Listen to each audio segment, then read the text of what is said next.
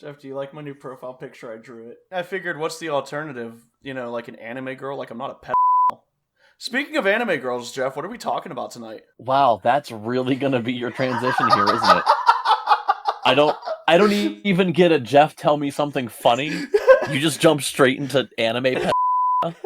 Chris, I even had something prepared to tell you when you asked me to say something funny for once.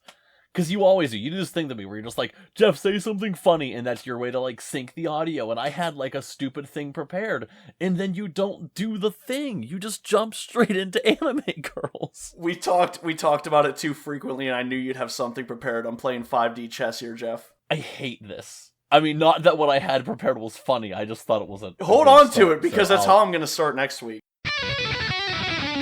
Hi, I'm Chris. And I'm Jeff, and welcome to the Sound Judgment Podcast, where every episode we'll be discussing all of the important musical topics, from reviews to which member of Motley Crue is the most vile. I'm gonna judge the officials. I'm gonna judge all the judges. It's gonna take you people years to recover from all my opinions.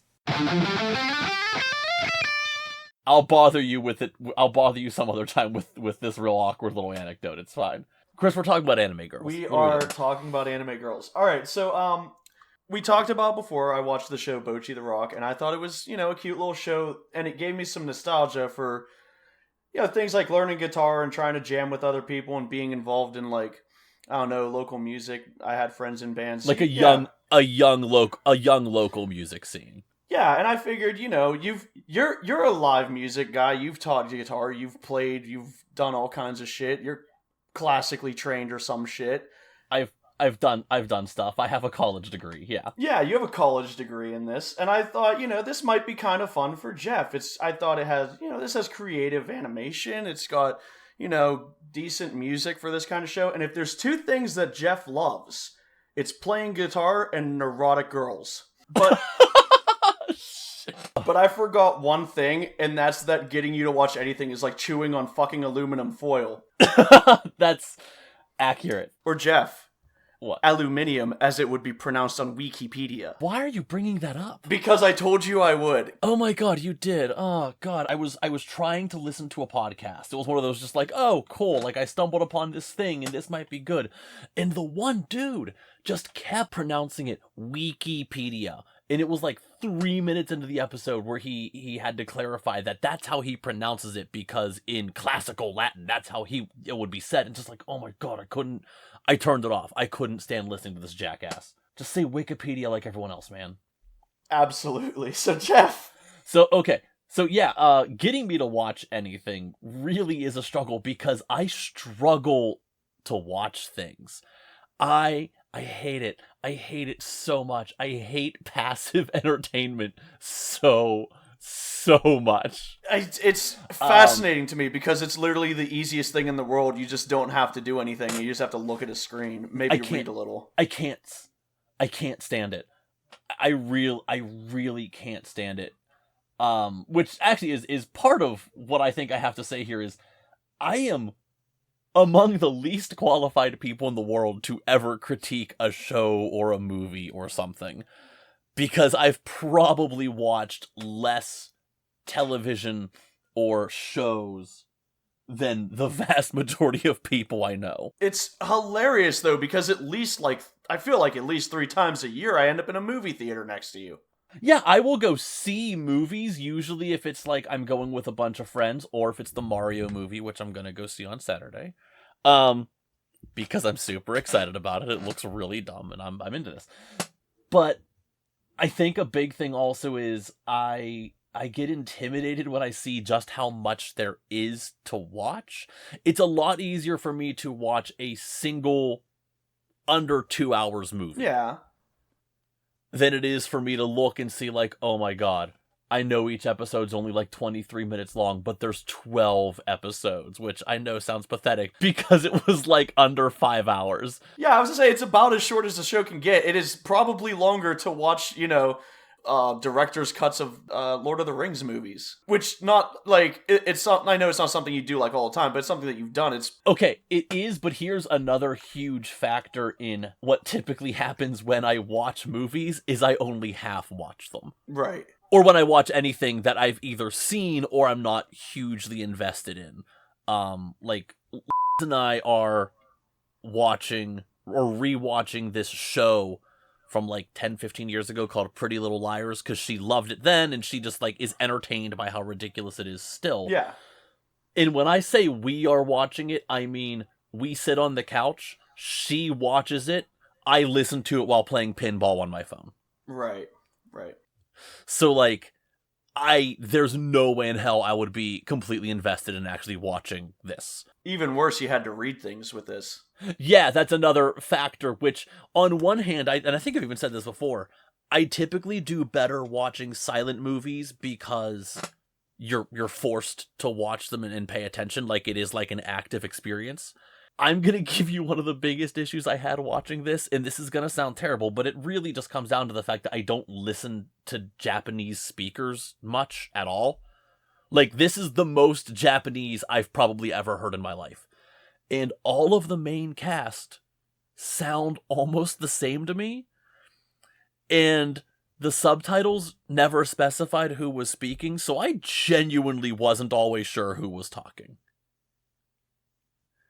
Anyway, I watched the 12 episodes that is Bocchi The Rock, which apparently there's rumors that there's going to be more, like a season 2 or something. I don't know if that's actually true. Literally as of like yesterday, there are rumors of a second season. What I think you might have seen yesterday is that there's like a spin-off to the manga.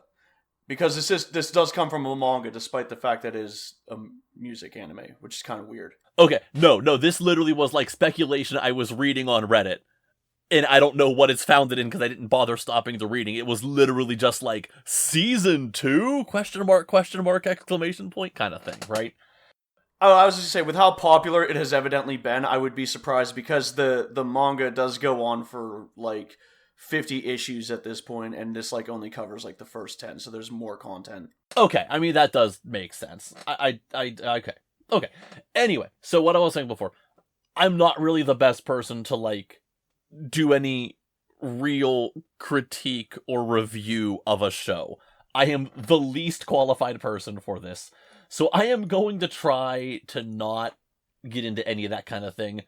I did have some issues with it as a show, just like things that made it incredibly uninteresting to me, or things that I'm watching that just kind of like took me out of it. Like, why? So you've had me watch clips like a month ago or whatever. I watched some clips and I didn't really notice it then. But as I'm watching the show, I realized the whole show is like these photorealistic backgrounds that all the characters are just like flash animated on top of. It looks like a Final Fantasy VII cutscene. I believe they're actually drawn, but they're based on real locations. Yeah, they're like photorealistic looking though. Like they're not literally real, but they're just like, maybe that's not the right term to use here. Again, I'm not the right person to be doing this critique. They're more detailed than the characters in front of them. They're more detailed. They look like they're trying to be real life, and then the characters are very cartoony. And it's just like, I don't know why, I just thought it looked real dumb. I did see that a lot of these places are based on real locations to the point where someone went into the music shop and bought the one green bass guitar that was drawn on the wall in, I guess, the last episode. Yeah. Anyway, Bocchi The Rock. It's Bocchi, whose real name I'm gonna try so hard to get these names right, but I honestly don't even know what some of their names are. So we're gonna go with this. Bocchi, not actually her real name. She's a somewhere between 14 and 17-year-old girl. She has social anxiety to the point where I'm not sure how she functions even as far as she does. And she goes to a school 2 hours away from home because she is afraid of people knowing who she is or something. And she locked herself in a room for a few years and she learned to play guitar, and then she starts taking her guitar to school hoping somebody will notice that she has a guitar, when in fact basically nobody gives a damn, until naturally a couple people are like, oh my god, is that a guitar? Can you join our band? We have a show in 5 hours. Which I have in the category that I just call what I just call relatable moments. I bet you had quite a few of those. Yeah, there's a lot of moments where I'm just like, I've either seen this happen, or I've had this happen to me, or I've met these people before. Like, not literally, obviously, but like, oh my god, every music scene has these exact stereotype people. Yeah. But the whole, oh my god, can you fill in on a gig? Like, here's our set list, we're playing at 7 o'clock kind of thing. Is a nightmare. I'm putting myself at like 15 years old, and all I can think of is like, oh hell no. Unless you're like a Ramones cover band, I'm not doing this. I'm not trying to learn even like a 4-song set in 5 hours at 15 years old. It's not happening. So okay, let me find my names here, because again, I'm really bad at the names of the characters here. You can just give me hair color, I'll give it to you. So, the blonde girl who is the drummer is Nijika. Kita? Is what? Nijika. Nijika? Yeah. Oh my god. Kita is the red-haired girl. She's the runaway guitarist. Kita. Oh, never mind. I'm sorry. I'm looking at my list wrong. So you had Blondie, Nijika?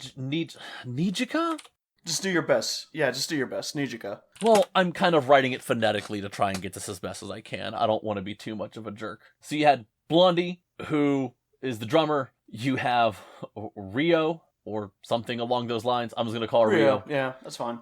Who is the bassist, and she is like this super quiet, serious, stoic, trying really hard to be profound. And she takes herself way too seriously. And when they're talking about like what music they listen to in one scene, and I'll explain that in a second. But they're talking about what music they listen to, right? Yeah. Band meeting. They're trying to get to know each other. And Ryu's over here like, I don't know. She said she's like, I only listen to electronica from and I've been checking out Saudi Arabian charts. And I'm just like, oh my god, you are so frustrating to listen to. Because on one hand, you are either just like pretending that this is what you're listening to like try and look cool. But then at the same time, I know from experience that that's how it starts. You talk about obscure music, and then the next thing you know, you are genuinely listening to this shit, and you're making your ex-girlfriends question what you're doing while you're driving them out to dinner. Because they sit in the car next to you and go, what are we listening to? And you say, it's Nick Lucas. He's a guitar player and singer from the 20s and 30s. He was at Tiny Tim's wedding. And then she says, you need to turn this off. Jeff, I like that you're like, she's super pretentious, and meanwhile, one of our previous episodes is, hey Chris, I'm gonna have you listen to this Russian pop album. There is nothing pretentious about listening to, like, pop music, though.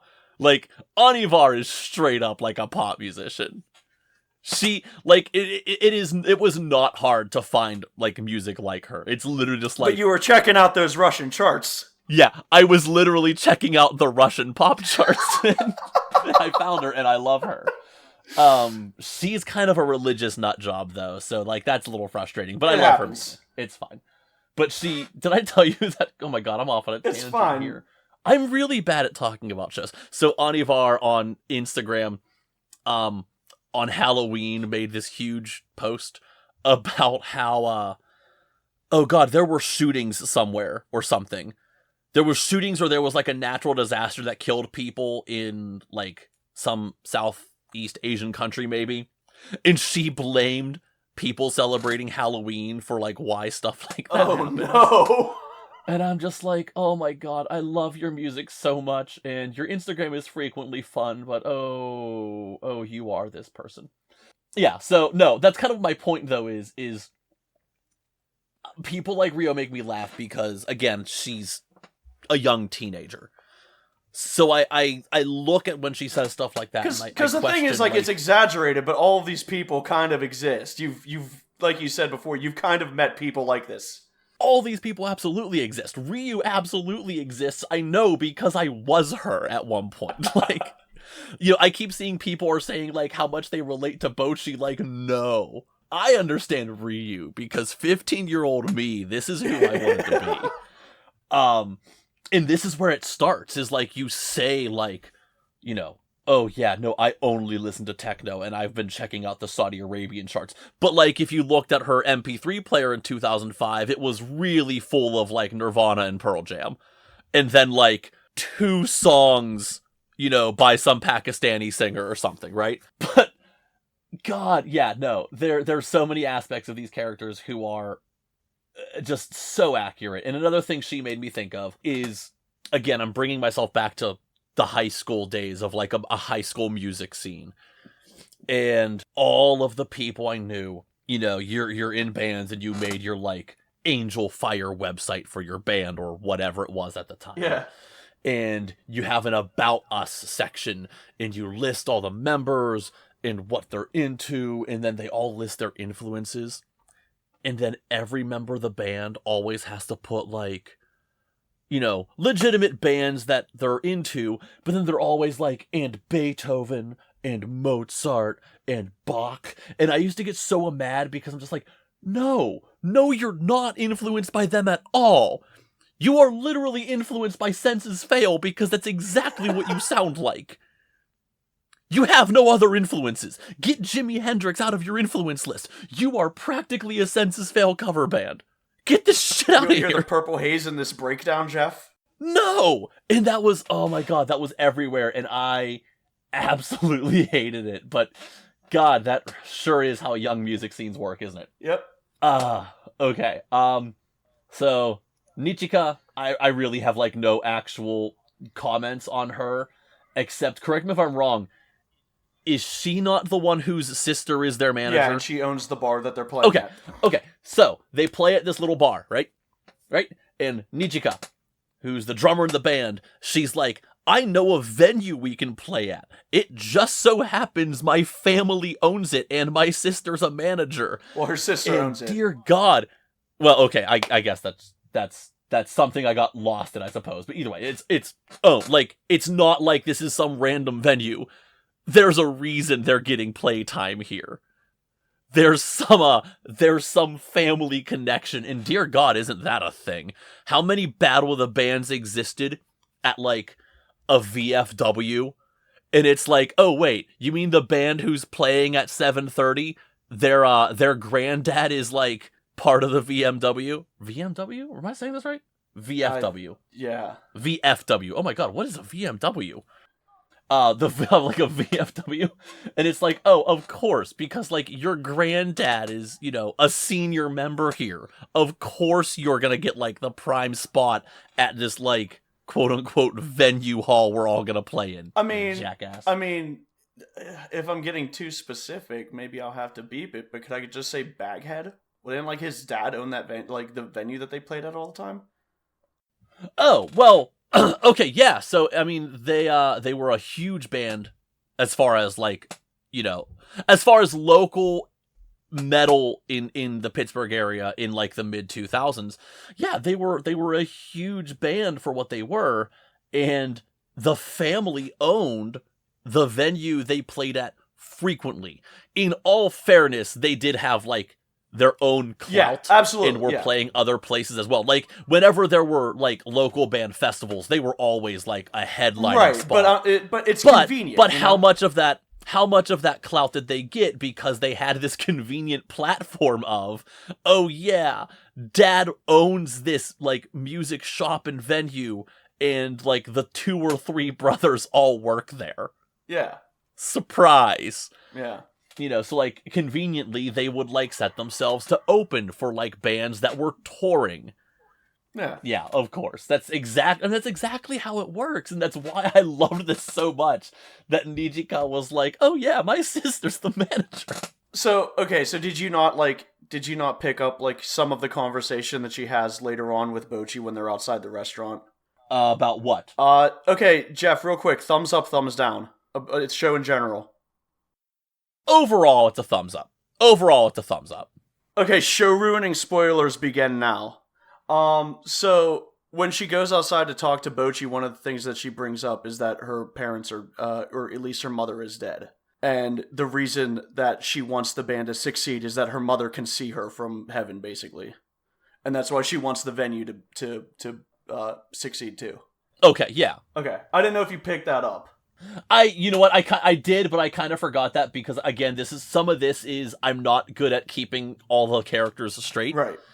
And Nichika, as, like, there is no character trait that really stands out to me she's the about her. one that's keeping the band from imploding, basically, because otherwise these other three people would just fucking desperately go separate ways. Yeah, but she doesn't really stand out in any serious way. Other members, there's also Kita, who is she was previously a guitar player in an attempt at forming a band, and then she realized that she has no idea how to play guitar.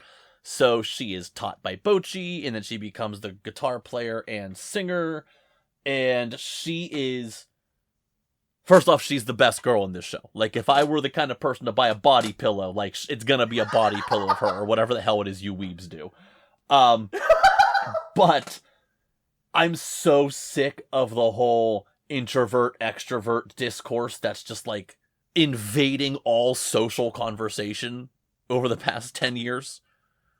Like, we're so into labeling people as an introvert or an extrovert, and they literally refer to her as having, like, extrovert energy. Oh my god, I hate it. I hate it so much. It's just one of those moments where, like, I'm not really one to, like, try and critique the show, but, like, no, I'm gonna critique the show. I'm so sick of this conversation. We get it. She's basically the opposite of Bocchi as a character, personality-wise. Yeah. I'm tired of the phrase introverts, extroverts. Stop. Bocchi has social anxiety. Move on. We don't need to spell it out that Kita is like the personality opposite of her. Which brings me to another complaint, is all of the stupid exposition scenes where that, like, cartoon acoustic guitar dude comes in and he's like, yo, audience, let me explain what just happened. Yeah. Like, you have no idea how close I was to just turning off episode 1. It only happens, like, 3 times throughout the show, though, doesn't it? It doesn't matter, it happened within, like, 10 minutes. I'm like, the show just began. We don't need an exposition dump. Just let the show happen. Just talk, just show stuff. Stop. Who am I missing? Bocchi, Ryo, Kita, Nichika. Oh, I'm not missing anybody. Oh my gosh, why do I think I'm missing somebody? And then, Bocchi has a little sister whose name is Futari or something. Yeah, I believe that's correct. Isn't that like the egg-laying fetish or whatever? I don't know anything about that. Isn't that a thing? That one's gonna have to be your research. I didn't look into that. I don't know if that's real. I know there's a name for this. I don't know why it's a thing that's stuck in my head, but I really thought it was called Futari. Maybe it's just something similar. I'm not seeing anything.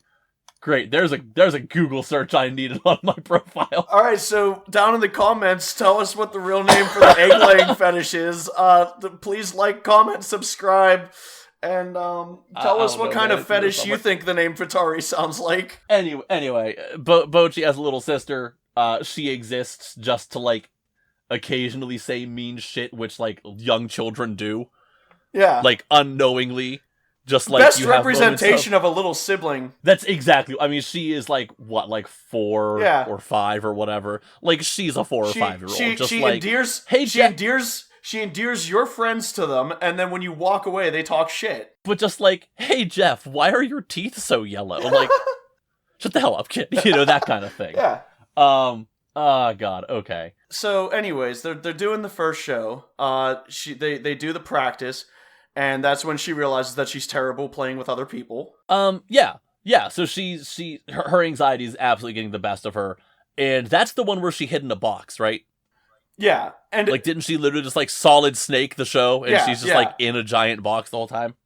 Yeah. Well, even before that, when she goes to play the songs that they give her to play, she basically, like, she tries to play with them and realizes that she's never, like, kept time with other people before. Yeah, Yeah. no, So, which is absolutely a thing. She's great on her own. She has a YouTube channel, which I guess we probably should have acknowledged. She has a YouTube channel where her name is just Guitar Hero or something. she's And very she uncreative. posts, like, she posts, you know, Shred Fest video kind of things, and people are like, oh my god, cute girl posting videos. There's tons of them, and it's great. Stop it. She's 14. It's creepy. Y'all are creepy. I've seen the fan art of this show. It's weird. You only just stop it. Yeah, so she realizes, like, she's good at what she's doing, but she kind of gets that reality check of, like, oh my god, I have no clue how to play with other people. Which is also absolutely a thing that anyone who's ever even tried to jam with other people learned very quickly. It does not matter how good you are. If you've never played with other people, you are in for a treat. Yeah, so they do their first show, and she realizes, like, oh my god, I'm not actually very good at this aspect of it. And I'll say this, because you brought up the Guitar Man thing. the Guitar Man thing? The little animated guitar that explains that she can't play she can't play with other people because she's nervous and she's never done it before. I don't know. I will say that this is a show targeted for teenagers, and maybe if they're not, like, musicians and they've never, like, dealt with social anxiety, they might need an explainer that, like, you don't get good at playing with others by getting good playing by yourself. That might be a little bit of a foreign concept. I'm trying to just, like, give it the benefit of the doubt that this is a show trying to explain things to, like, 14-year-olds too. It might be, but I also would love to give teenagers a little bit more credit than that. I'm not giving teenagers I don't know if credit it for was anything, necessary. man. I try to. No, I try to. it. They don't deserve it. I don't know. I mean, you very well may have a point. That doesn't change the fact that it's a thing I did not enjoy. Because I don't like watching shows. So, like, it's just a thing. I understand, but I am trying to reason that, like, I didn't necessarily, the first time I played with other people, understand that I wasn't going to play with other people well, and they don't exactly show it happening. They show her cutting to about to play guitar, and then after the thing, they're like, oh, you suck. Yeah. I mean, but, like, they did a lot of what I'm assuming was internal monologue of things like, oh, these two aren't even in time. They don't sound like they're playing together. Like, I think that would have been enough. I understand. So, okay, so on the topic of playing with other people, the show does show a lot of progression as a band, which is very cool. But I think one of the coolest moments is when you see Bocchi playing with, I don't know her name, the alcoholic on the side of the street. Oh, you mean Kukuri, the actual best girl? Sure. Yeah, no. Yeah, what's her name? Kukuri? Kukuri, yeah. That's what I'm going with. It's Kukuri, Kikuri. I would say Kukuri. Kukuri. Okay, we're going to go with Kukuri. So, Kukuri is just another local musician in the area, and she is yet another stereotype of, like, local music scenes. She is, on paper, she looks like someone you want to be, in the sense of, like, she's a talented musician and she seems really cool and she's just, like, real chill, man, and she's just, like, she knows what it's all about. But meanwhile, she's like a barely functioning alcoholic. Like, it's just the cycle of happiness, Jeff. In the real world, she needs serious help. Like, she's not okay. But there's a scene where they're basically busking. They're on the side of the street, and it's just Bocchi and Kukuri's playing bass. And Bocchi keeps having this internal monologue of just, like, wow, like, she's, like, really... like, she's really settled in. I really can just, like, feel this groove. She makes this feel so easy. And that's, like, the complete opposite of the first show as a band. Yeah. Is this whole, like, she is playing with someone who is just so locked in. And I don't want to say this too many times because I don't want to give bass players enough credit, but they're really important. Yes. And... so she's playing on the side of the street with this random bass player girl who's just extremely good at what she's doing, and it makes Bocchi's playing just that much better because she has like a foundation to build off of. And that was fairly early on in the show, wasn't it? I want to say episode like 5. I want to say that was like 5 or 6. Yeah. Yeah, I mean, but like honestly, I kind of thought that was like a perfect, not ending, but I kind of wanted that to be like the moral. I wanted it to be just like, oh my god, I finally know what it's like to play with people who I really just feel like in sync with, and I'm locked in, and I want to bring this kind of energy to the band, and then end show. It didn't happen that way. The show then went on to have a scene where like they were designing t-shirts. Yeah, the show went on where they were just like, we're gonna design t-shirts. Well, okay, but also, I mean, I think you're really simplifying a thing. That's the first time they're hanging out as friends and not as a band, you know? That's the first time that they're trying to interact with this person as a human being. Okay, no, I was gonna get to that in a second, actually. That's sort of like a separate thought. Okay. The show went on to it's almost like there's 2 stories, right? There's the story of the band evolving as a young band, and then there's the story of this girl with social anxiety, the likes of which the world has never seen, somehow making friends, and then somehow slowly becoming a person. Yeah. They are very disjointed stories, honestly. I don't really think they felt like a single cohesive story, other than the fact that her friends were her bandmates. Otherwise, it felt like 2 very different stories. So I was kind of ignoring the social anxiety story and just moving on with the this is a bunch of teenagers in a band story. Because I'll be honest, I don't care about the social anxiety story. I thought it was incredibly uninteresting. I kind of wanted the show just to be about the band, who we haven't referenced. I don't know what the Japanese word is, but the name of the band is Zip Ties? So, okay. It's like did I miss a joke here? Yes, it's like a pun. It's a Japanese pun that doesn't really make sense on translation. Okay, so there's a joke here. That I'm just the band is, and again, I'm doing all of my pronunciation the best I can tonight, but I believe the band is Kasoku Band. Yeah, okay, that sounds. Which Kasoku Band is what you would call a zip tie, and okay, they're being like all tied together. Yes. So it's almost like if we named a band Rubber and they were the Rubber Band. Kind of, yeah. Like, that's kind of how I'm understanding what you're saying. But Kasoku also is a pun because Kasoku by itself in Japanese is like the word for unity or something, like friendship unity. So it's like the unity band. Okay, that's like cute and clever, and yeah, that's absolutely a joke that obviously was going to go over my head because I didn't catch There are actually a few things in this that were like, the joke is different in Japan because they had to like, you know, just change things for translation, and they actually like did a decent job, it seems. Like when she walks into there's one where she's meeting Rio at a cafe, and she comes in and she goes like, "Are you winning diners?" or something like that. That was completely Americanized. Oh, okay. Because if you... So, I mean, do you want me to explain it?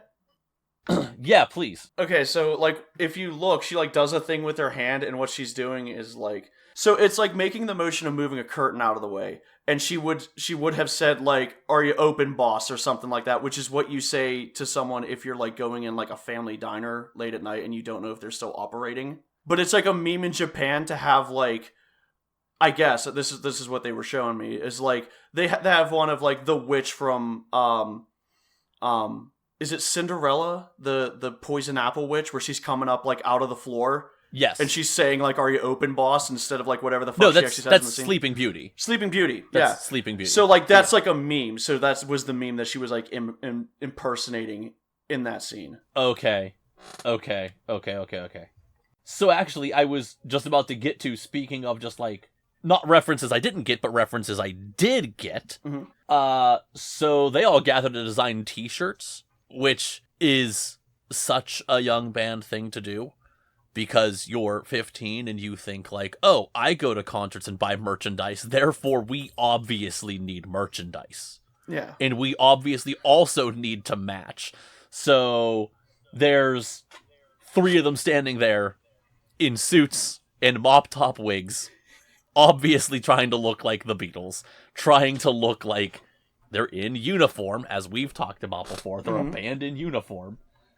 And I just thought that was just like a cute, that was just another like, oh dear God, there's a relatable moment right there. Is like the band, like a young band who's played like a few shows, trying to be way too serious about not the important things. Yeah. Which is so accurate. And then like any normal person, the drummer has in the fucking logo t-shirt in her back pocket the whole time. Yeah, exactly.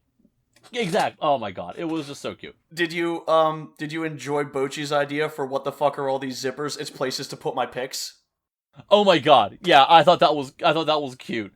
But she did like pull up a picture of just like a t-shirt with a bunch of zippers on it, and then was one of those moments where I felt like this probably was a fun joke, except I don't know who's speaking. Because the dialogue went something like, is that how you would actually dress? No, I wouldn't. Or no, I don't, because my mom buys all my clothes. I feel like that was supposed to be a joke, but I'm not really sure how that was supposed to be a joke. Either, again, something was lost in translation, or I'm not understanding who was speaking, which was just another issue I had with the show as a, like... I feel like there was a lot that just, like, wasn't funny. No, it was just... That one was just, like, a scene to set up, like, a slice-of-life moment. They were like, is this how you normally dress? And Bocchi says, no, my mom buys all my clothes. And as you've seen, she basically just wears tracksuits. And then they make her put on one of the outfits that her mom buys her. Yeah. And that's when they try to push her hair back. And that's when she has, like, the big breakdown moment, which is, like, in the show represented by... You probably didn't pick up on this, like...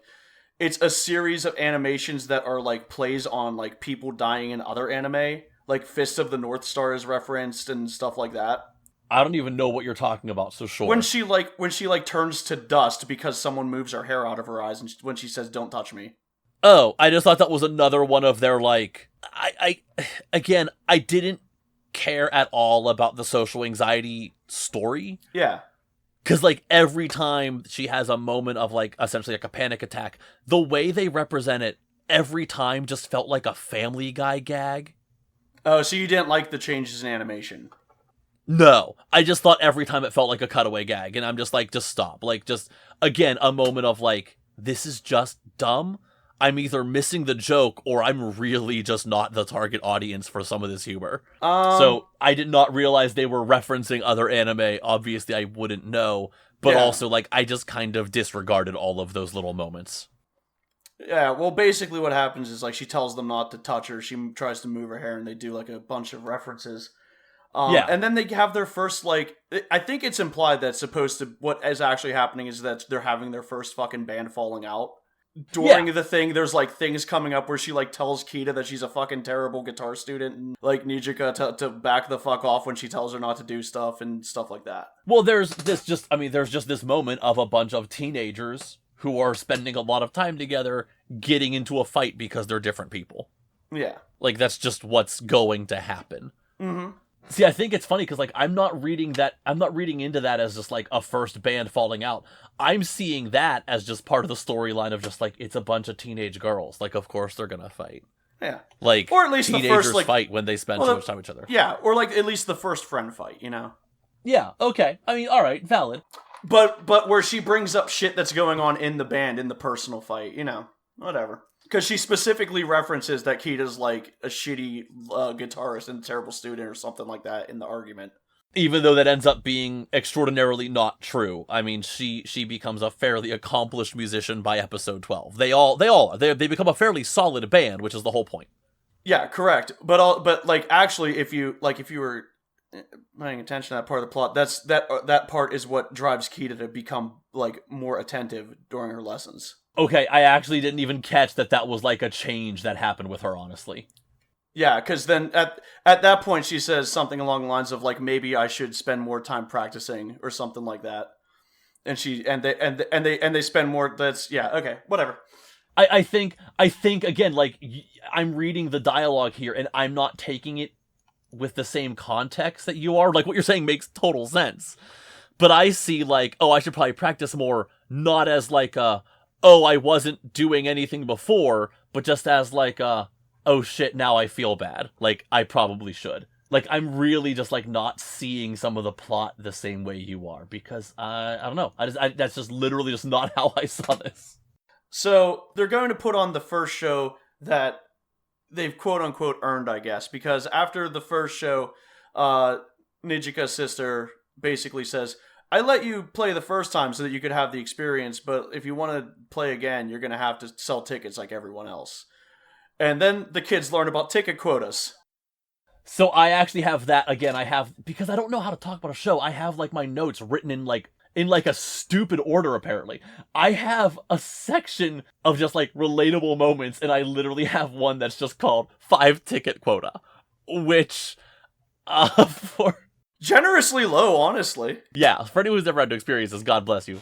But, basically what happens in a lot of venues is you are told you owe us this much money to play here, which means you need to sell X amount of tickets to make up for it. And if you can't sell all the tickets, the price just comes out of your pocket. It's usually significantly higher than 5 per, which is, 20 tickets a band isn't the worst for a really small venue. But yeah, it's this whole, you gotta go sell tickets. And Bocchi has a moment of just like, I only know 4 people, basically. I do kind of love the idea of her, like, debating whether or not she can sell one to her dog. I was just gonna bring that up, which is also when I noticed that her dog's name is Jimmy Hen, which is just Jimi Hendrix. Yes. I don't know if they actually mentioned the dog by name previously. I didn't catch it if they did, but that was cute. That was just another like, that was a cute little reference they made. I appreciate what they did. Thank you. Yeah, so the 5 ticket quota is absolutely a thing that, again, all teenage bands will experience if you're playing anywhere, because that's almost every venue does the ticket quota thing. Or you just have to suck it up and pay your dues out of pocket. So, can I give you some more Japanese puns Japanese information that you probably won't get elsewhere? Yeah, go for it. Absolutely. Is first off, all of the members have the last name of a coinciding member of, like, some indie band that the writer is into. So the naming thing is, like, a constant thing throughout the show. Okay. The bassist that she meets on the street, Kukuri, her last name comes from, like, the bassist of, like, a punk band or something in Japan. Okay. So all of the names kind of have that, but also, I don't know if you picked it up. Her name, Bocchi's real name is Hitori Goto. I have that written down, but I'm just gonna keep calling her Bocchi. But yeah, sure, okay. Well, the reason they call her Bocchi is Hitori Bocchi means antisocial. Wow, that's a little nail on the head, isn't it? Yeah, the whole name is a pun. Okay. That's why Rio goes. She goes like, "Your name's Hitori, huh? Like Hitori Bocchi. I'm gonna call you Bocchi." That's basically what she says. Okay, that's a little on the nose. All right. If you want to be even more on the nose, there's another fucking anime that's called Hitori Bocchi, where the first name is Hitori, last name is Bocchi. That's just the name. It's not even a nickname. It's literally just a character's name. Yeah, completely different show, completely unrelated, but just I mean, it's like a pun, so it's not like, you know. Yeah, no, I get that. Just wow, that's sure. That sure is a thing, I guess. I mean, I ain't got anything off the top of my head, but how many fucking names in, like, American media are just fucking puns? I'm immediately trying to think, and actually the first one that came to mind is the show Bones, where it was Emily Deschanel playing like a forensic pathologist or something, and her last name is Bones, and she like does forensics. So like, Bones. Yeah, I mean, you're not wrong. Like, you're not wrong. It's definitely a thing that even I immediately thought of an example. So yeah, wow, that's like really upsetting. I kind of hate this. Why is that a thing? I don't know, man. It's fine. Anyway, moving on. And my dad was always... Sorry, I'm not moving on. I'm stuck on this for a second. Oh, okay. And my dad was always bothered by the cartoon Doug. Because Roger Klotz, his name was just like practically Klutz. And I always wondered if that was like intentional or if that was just my dad being weird. Oh. Because I don't really think he's a Klutz. No. But the name really bothers me. But now all of a sudden, all I can think of is blood clots, and now I'm... anyway, let's move on. I'm done thinking about blood clots. I want to move on. Are you sure you don't want to keep going down this rabbit hole? No, I don't want to think... I don't want to sit here You're talking about patty mayonnaise for a while. There's not I mean, like, obviously the name itself is a pun, but it has nothing to do with her character. Unless the joke is supposed to be that she's as, like, white bread boring as you can get. I don't know, was that the joke? Were the I just thought maybe you'd like to talk more about Doug names. What about Skeeter? What's up with that guy? Isn't the joke that his name is short for mosquito? I think so. So here's a problem, okay? My grandfather, my mom's dad, he went by Skeet. Like, that was what everyone called him. It was literally at his funeral that I found out his name was Richard. I thought his name was Skeeter until the man died. I was like 11. I thought the man's name was Skeeter because Doug told me it was a name. So anyways, they sell their 5 tickets. His name was Richard, Christopher. They sell their 5 tickets apiece. I'm sorry. I'm just having an existential crisis here. It's alright. Internal monologue moment. You have nothing in common with this main character who goes on internal monologues and ignores the world. Okay, around no, her. I have internal monologue. I don't have the social anxiety that she does. Like, her constant freak out moments about her first day at work. Her first day at work, she was like about to die. She bathed in a bathtub full of ice and then sat in front of a fan for 20 minutes or something to try and give herself a cold because she didn't want to go to work. Okay, but I'll censor the name, but we do know this person and it's I mean, you're not wrong. Like, I understand that. We do know this person. It's not her, not the main character's fault that you're the Kita in this situation. I mean, no, it's not, but it does make the show extremely unrelatable when I think the big selling factor of this show is how relatable it is to a lot of people. You're just relating to the wrong characters here. But I relate to the situations. I relate to the moments of being a teenager in a band. Anyway, they sell their 5 tickets apiece, and the reason that they're doing the t-shirt designing is they want to look in uniform for their first show. I don't even think at that point they were like discussing selling them. I think they wanted to look at be wearing the same. Yeah, I mean, everyone wants to be in uniform. Who doesn't want to be the Ramones? You know? Yeah, when they were designing shirts, it really wasn't for the sake of having merchandise. That was just the connection I made because I remember those moments of being in an old friend of mine, Kevin's garage, because he was the drummer and that's where we played, and instead of working on another awful cover by the band The Bled, because for some reason that's a thing that we did, was we played You Know Who's Seatbelt by The Bled. I don't know if you know this song, but it's awful. But instead of working on another song, the guys literally just spent way too long talking about if we should all wear track jackets or not. And then wanting to design t-shirts. Shoot me. Anyway.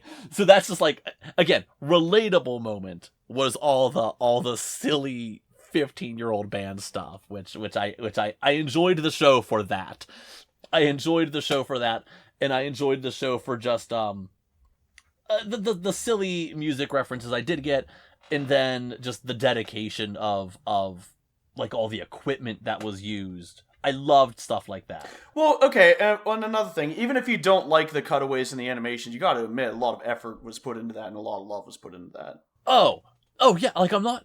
There is nothing that I would say is actually bad about the show. It's just stuff where I am not the target audience. This is very much, it's not you, it's me. And I mean that seriously, you know what I mean? Oh, are you breaking up with the show? No season 2 for you? I could not picture watching a season 2. So anyways, they design their t-shirts and then they're about to have their show. And another thing that we're probably at least somewhat familiar with is the storm happening on the fucking day of your show. And probably no one's gonna come now after you've sold your 5 tickets. Well, I mean, are you really a band if you haven't played in front of only 2 people? Exactly. I mean, let's be real here. Isn't that actually part of the reason why Lemmy faced his microphone facing up? Because early in their career, he didn't, maybe Motorhead's career, maybe it was even pre-Motorhead. Yeah, because he was in bands before Motorhead. He hated looking out into the audience and, not seeing anybody aside from, like, the bartender. So he wanted to look up and not out into the crowd. Like, yeah, very relatable. Again, if you've ever played in a band as a teenager, you've done this. Yeah. You've played in front of an empty room with, like, the 13-year-old weirdos making out in the corner and being a little too inappropriate for how old they are, right? And then you're wondering why their dad dropped them off dressed like that. So the show looks like it might be getting rained out. The handful of people that Bocchi sold her tickets to show up, which is like another point. Because like you said, the show's also about like her coming out of her shell little by little. The people that she sold her tickets to are initially the only people that even show up. The people that the other bandmates sold to don't even show up at first. And then as the weather starts to clear, they can hear the comments from the peanut gallery, which I have been that guy too. Did I have to ever tell you about Before King Diamond when there was an opening act that I really really didn't like? No, maybe no, I don't know. I'm like, you may have. I don't recall. I'm like relatively near the front of the stage, and the audience is a little loud. And the singer goes, this is our last song. And I say to my friend, good, but I say it kind of loud over the audience. But there's a hush in the audience as I say it. I know that fucking singer heard me. Ooh. Oh, God, that's so awkward. Oh, that's so awkward. See, this is your problem here is never stand in the front. Never, especially as a tall guy. Never. I wasn't up front. I wasn't like standing right in front of the stage, but I was only a handful of people back, and I was off to one side as I do. As a tall person, I do try to stay out of the middle of the aisle. Unfortunately, I was like stage left, and so was the singer. No. See, the answer is back or very far side corner or something. Like that's where you stand. That's the appropriate location. You're kind of right, but also I wasn't separating myself from people in Cleveland. I mean, okay, like valid, but still, no, wrong answer. The proper place at a concert is away. So anyways, they're playing their show. The first song doesn't go very well. She's having her internal monologue about how the drummer's like not playing up to the speed that she normally does, and the bass isn't like paying any attention to what's going on, right? Yeah, it's just not a good night. Like, they know or at least Bocchi knows they've played better than this. I believe there's even a comment of, like, this is not how we sounded in practice. They're having a bad performance. Which is another interesting thing. I did, like, an audio comparison of it, but, whatever records Japan made me, like, take it out of the, original analysis. But if you actually listen to that recording in that episode compared to there's a full album, yes, they actually are, like, the drums are out of time and stuff like that. You know, I remember sitting there watching that one, and I meant to, like, try and find a better recording and compare, and I kind of forgot to. That's actually pretty funny. I'm glad they did that. But so I mean, when we briefly talked about the show before, I did mention that I liked the idea of this show did a good job of making a band sound like they're just not perfectly together, as opposed to the example I gave you was with a little help from my friends in the movie Across the Universe, where it's supposed to sound like it's just some frat boy playing guitar, but the problem is, like, there's wrong notes, but it's still, like, so clean that it's obviously not a frat boy. It is very obviously a professional intentionally playing bad notes. Yeah. This show did a good job of, like, yeah, like, they're all there, but it sounds like they're not hearing each other, or they're not paying attention. Like, it sounds very much like we're just kind of going through the motions right now. Or maybe they're all stuck in their own heads, or whatever. You don't really see what everyone else in the band is thinking. You just get Bocchi's nervous wreck inner monologue. And then she has her big moment. So there are some rude comments that she is hearing from some people about how they're not sounding great, and she kind of has this freak out moment of, like, I'm not gonna let this happen. Like, we're better than this, and I need everyone else to be on board. And she just has one of those moments where, like, she just kind of plays her ass off. Just one of those really cool, like, okay, that's right, like, this girl actually is really good moments. Just to bring it up, her band doesn't know that she has this YouTube channel where she's like a shredder. They think they've just kind of found this guitarist who's kind of mediocre at this point. Oh, yeah. I guess I keep forgetting that, like, okay, so, again, sorry, complaint about the show. There's a whole moment early on where they're like, oh, have you ever seen this girl on YouTube? And Bocchi's saying, oh, that's me? But it's internal monologue, and there's nothing that tells me that it's internal monologue. I thought that actually happened for way too long watching the show.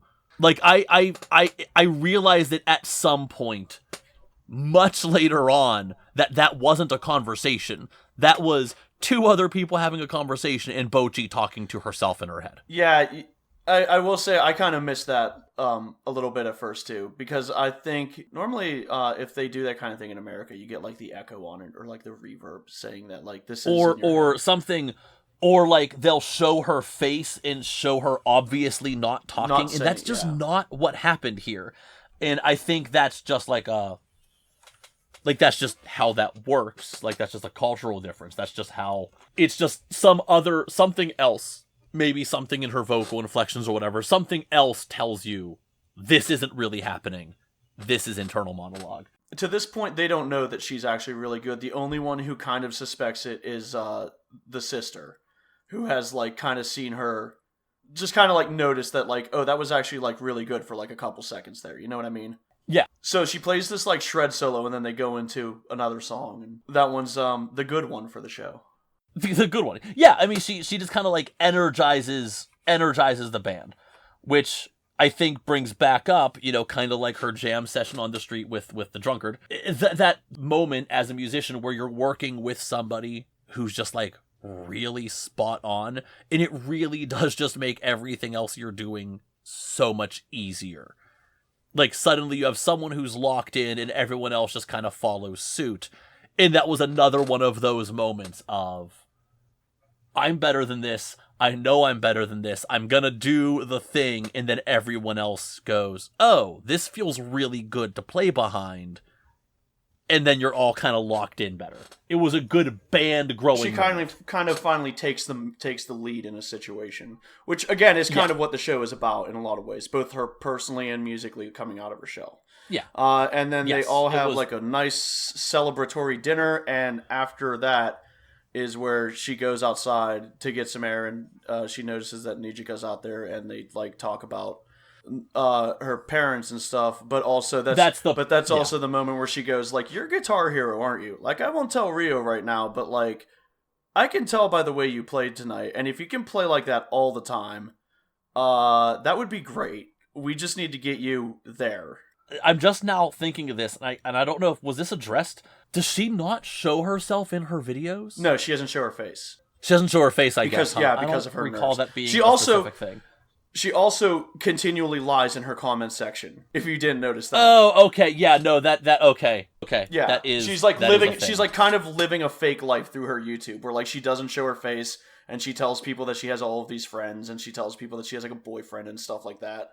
Okay. No, that is now that you're saying that I do recall that is a thing. That makes sense. I just like never like clicked with me. Like, I never thought of that. Like, she doesn't really show herself, so of course they wouldn't know it's her. But again, I spent too long thinking they knew because I thought she was talking to them and not. Okay. It's okay. It's all right. I'm very mad about this right now. And that's kind of the end of that arc. There's one more like 3-episode arc towards the end, but they kind of have this moment where Bocchi finds out that her school's doing a cultural festival, and she's kind of on the fence as to whether or not she wants her band to play. And then surprise, someone else, one of the other band members, was it Rio? Kita's the one she goes to school with. The other two go to a different school. That's right, they go to a different school. Puts them in for her. So, surprise, Bocchi doesn't actually have a choice. They're gonna do this culture festival thing, and then Bocchi has a surprise, like a whole freak out moment, and she's like MIA. And I'll be honest, this was like 2.5 episodes that I just couldn't care less about of the show. Because it was just 2.5 episodes of, again, like the social anxiety story, which I understand is important to some people, but I just found it incredibly uninteresting. But it does end, It does end. I mean, are we getting to the end of the episode, like the last show? Well, I think it's the second to last episode where they have the actual performance in the school. Oh, it is, isn't it? Yeah. Yeah, I guess it is. And then the last episode is her getting the new guitar. Yes. Okay, so the show itself has like the other horrifying moment as a musician, which is technical difficulties, which in her case, this is when she breaks a guitar string and then her guitar is out of tune and she's missing a string. The whole machine head. Well, okay, I mean, but like ultimately she had a partially functional guitar. Yeah. But it was out of tune and not fully functional. And this is just such a cool moment for just like watching a budding musician have that moment of like panic, oh my god, what do I do? Oh wait, I have a way, I'm gonna work around this. And I mean, this is the thing, there's tons of videos of I mean, I'm sure if you did like a YouTube search for band live string breaks, you're gonna find a million videos of people and however else anyone handles this. There's a great video actually of Slash. He's playing and he breaks the high E string and he just like finishes the solo without the high E string. He just kind of jacks his arm up further up and he's playing on the B string and he's just kind of working his way around it and figuring out because he knows enough of what he's doing that he can do his blues wheedling elsewhere on the guitar. Yeah. There's a video of, I think it's Guthrie Govan, who does what Bocchi here does, which is he grabs a slide. Now, in her case, she just used like a bottle and plays like a slide guitar, solo instead. Surprise, that's apparently a thing she learned how to play at some point. I don't recall them ever showing that otherwise in the show. Well, she had 3 years to learn it in a locked up in a closet. I mean, she obviously she had 3 years of extreme dedication. It's just funny. I think it's a cool moment. I personally think slide guitar is incredibly boring, but it's a cool moment. It's a cool moment again from the perspective of like watching a young musician have a panic moment and then find a resolution and like knock it out of the park still. Well, and also having that moment where she realizes that the person that she's been teaching guitar has gotten good enough to cover for her while she figures out a solution, because she has that moment where she's like, Kita is actually holding the beat. Yes. I guess that is true, but I guess that's also the fact that like I kind of missed the seriousness of her not practicing previously in the show. So I guess I didn't realize the depth of that statement. But yeah, like it shows that her student, who previously was in a band pretending she could play guitar. Well, it was the same band. Well, yeah, okay, but she was in an early iteration of it. But like, she pretended she could play guitar, really had no idea, had never played a guitar before, and now suddenly is like a genuine, like, solid player who's like holding her own while Bocchi takes a minute to go, what am I gonna do? Very cool band moment. Huge difference from their first show where Bocchi's playing in a box. Huge difference from the moments where they're obviously not playing together. They're not comfortable. They don't know what's going on. Like, they suddenly are a genuine, cohesive unit, and it's very cool. It was a very nice, like, end to the musical arc. Yes. Not an end to the show. I did forget that the buying the new guitar actually happened after this. Well, I just want to say I didn't want you to get confused, because the one who had been in a previous band is the bassist. And she's the one who, at one point, says to Bocchi, like, write what you want to write, because being fake is why I left my last band. Yeah, okay, I guess. Yeah, okay. No, I was just, I don't know where I was going with that thought. I'm sorry. Nope, that thought's gone. I don't know what I was about to say. Last episode, she finds out that she's been making a shitload of money off of her YouTube, but her dad's been collecting it because he's responsible, and he wants her to stop lying about boyfriends on the internet, and he gives her some money, and he says, you've been using my guitar this whole time, but you're going to have to go get your own now, buddy. Yeah, I mean, so last episode was, I mean, as you just said, like, the dad monetized her videos MacGuffin because it's actually a family account. Surprise. And she somehow had a bunch of money from it. I don't know how much money they were showing, but she had a nice handful of money, and she goes to buy a guitar. And she goes to buy a Yamaha of some sort, and she brings it home, and then she's holding her Yamaha, and she turns around and she sees her dad's Les Paul that she had been using this whole time, and she apologizes to it and says, I haven't forgotten you, and that kind of thing, because the Les Paul was Woody, and she just brought home Buzz Lightyear. And now she's afraid that the Les Paul was afraid it's being replaced. It was a Jeff, very did you ever cute... do that to your first guitar? I mean, I still have my first guitar. Do you ever once in a while remind it that you haven't forgotten about it? I play it fairly regularly, and I post yearly videos on Instagram on her birthday, because it's a Yamaha, actually. It's a Yamaha, and on Yamahas, they actually, with the way the serial numbers work, you can actually find their exact manufacture date. Yeah. So I actually know the exact day it was manufactured, which, for the record, is May 4th, is her birthday. That's cute. Yeah, so that's a thing. I guess you probably haven't caught up on. That's coming up. I post Instagram videos of her every year. I am so rarely on. And it's also a thing that I do once a year, but I do post yearly Instagram videos playing. Her name is Melfina because she's blue. And back when I first got her in 2002, I was really into Outlaw Star at the time. So.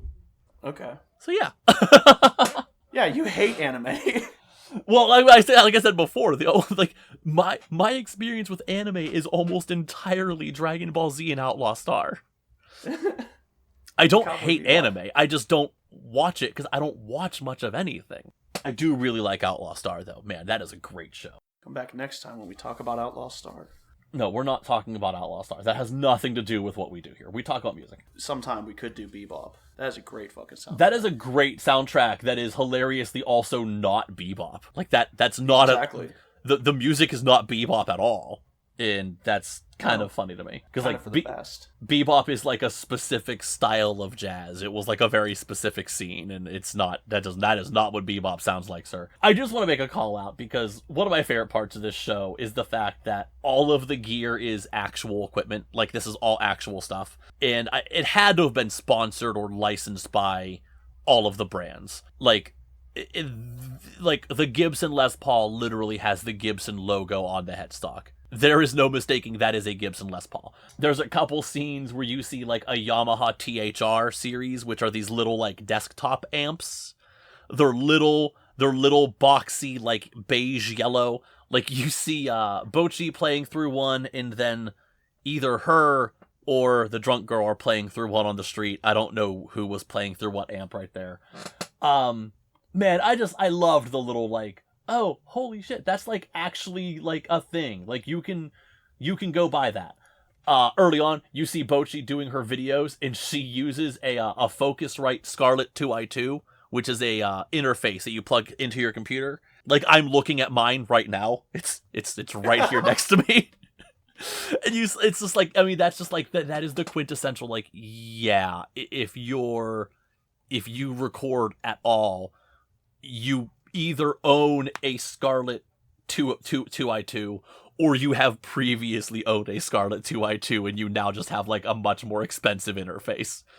It's just what you have. Like, it's crazy. I do want to shout out the people who adapted this from the manga, because I really enjoyed this, and I kind of read ahead in the manga, and then I kind of read back, and holy shit, the fucking differences between, like, the detail.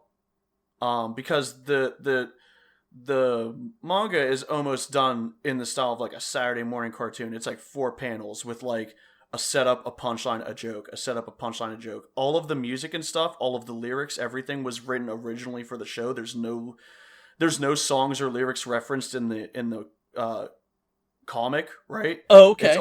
It's all just like, oh, we wrote a song. Oh, we wrote our second song. They actually, by the time they get to that we're at in the show where they have, like, 5 songs, they have, like, they're working on their 4th song in the manga. Oh, okay. So, yeah, so someone put a lot of effort into this.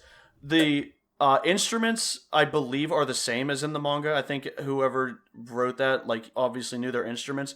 But yeah, someone converting this to the show was, like, thinking enough about equipment and, like, amps that weren't, like, necessarily seen in the manga. So it's like it's cool how much effort actually also went into translating this. All of the freakouts that you see are things that are adapted from the manga, but they're much more simplistically done. They're just like it's just like when she's like having a freak out and she's like in a Godzilla suit. It's just drawn like the rest of the manga. Oh, like there weren't the stylistic changes in the art. No. That is all. In fact, a lot of that had to do with like the people on the team just had like an idea and they ran with it. They just let people on the team say, what if it looked like this? And they tried it, and they just like a lot of it was just they came up by like almost workshopping. The voice actresses, I know that you said you like couldn't tell them apart, but I think you would have a hard time denying any of them did a bad job or saying any of them did a bad job. No, absolutely not. There's nothing technically bad. There's nothing actually bad about the show. All of them, this was their first roles as leads. They were all background actresses. Very cool. Very cool. Obviously, they got like real musicians to come in and play these songs. They're not my cup of tea, but there's like no way I can say they're bad songs. They're not well written or anything like that. I mean, honestly, like my thoughts on the songs themselves were like, yeah, these definitely exist. Yeah, well, I mean, I'm saying if someone said they liked them, I wouldn't like question that. No. If someone said I listened to this album after the show, I wouldn't say. No, I wouldn't question it. Sucked. But like, I have nothing really to say about. Like, despite the fact that what we do is review music, I have very little to actually say about the music. Right, but it's more that it's not my cup of tea than anything else. But yeah, exactly. It's more just like, it's just not anything I have anything to say about. There's nothing bad, there's nothing wrong with it, it's just... Because I'm also not, like, I can't say anything about the lyrics. Like, first off, I'm assuming they're just, like, a translation of some sort, and there's stuff that doesn't mix, and also, like, they're supposed to be written by, like, a 15-year-old girl. Like, I'm not... The idea is that Bocchi's mostly the lyricist, and that she's writing these kind of depressing lyrics to, like, kind of upbeat, happy songs. Yeah. One thing that was kind of interesting, so there's like 4 ending themes, right? There's like 4 different ending songs that they have throughout the series. Oh, okay. And one is exclusive. First off, all of the lyric like vocals are done by the girl who plays Kita. Very cool. They don't have like a singing actress and a speaking actress. Like she either knew how to sing or learned how to sing. But only for the last episode, they have a different song play out, and that's actually Bocchi's voice actress singing that one. Oh, very cool. I did not know that. That's very cool. Which is kind of like, again, a nice little cap on like her coming out of her show as like she sings the last song of the show. Very cool. That's There's fun. a lot of little details that I really appreciate that went into this. Yeah, I can see that. There's a lot of details that I feel like this is a great show that, like, if it really strikes you, you can keep rewatching this show and reading about the show and joining communities, and there's just so much to keep learning about it. Anything else you want to add? I don't. Sorry, I'm running through. I don't think there's any. Swept the anime trending awards. We could change it to Bocchi the Broom. She fucking swept. Really? So there's 2 anime shows, like award shows. The way they do the Crunchyroll one is it doesn't qualify until next year's, because it was like too late in the year. It was too late in the year. That actually makes a lot of sense. Yeah. But it won like 8 at like the anime trending one, like best adapted screenplay, best episode direction, best soundtrack, best voice cast, comedy anime of the year, music anime, and slice of life anime of the year. Oh, okay. Jeff, I'm very tired. I'm gonna need you to drive us home. Wow. Now you set me up. You don't set me up at the beginning to make a dumb joke. You set me up somehow to wrap this up. Just give us your summary, give us your final thoughts, take us home. I'm very tired. I've been working like 6 weeks of overtime. This was the last day of overtime. I'm gonna sign off. I'm gonna do my impression of the drunk bassist. And I'm gonna drink till I pass out and can start the cycle of happiness over again. I genuinely can't believe you guys have been working the overtime you have. I think you're really insane. Anyway. Okay. Bocchi The Rock was entertaining. It was very cute. It had a lot of fun, goofy musical references. It was a great story about a young teenage band trying to figure out how bands work and how local music scenes work. It is also a story about social anxiety, I guess, if that is a thing that interests you. It was enjoyable. I won't watch it again. I won't watch season 2 if it exists. But it was enjoyable for the sake of I had to watch a show. It could have been a lot worse. I could have started this episode by saying, Chris, I didn't watch this because it was awful. And I didn't. That is true. That was actually a genuine fear. That was a genuine fear. And we could have had to figure out how to fill an hour and a half of time with, like, I hated this. I watched 30 seconds and I just couldn't fucking stand it. Yeah, this so could have... I'm glad you did stick it out through that first little speed bump there. Yeah. I did... I really could have ended this. If this were a worse show, I could have said, Chris, I watched for 15 minutes and I'm done. But I didn't. It was enjoyable for whatever it is worth. Chris, are we done? Anyway, come back in a couple weeks. A lot of you are probably sick of us talking about Japanese girls playing music, but we're going to talk about baby metal next week. See ya.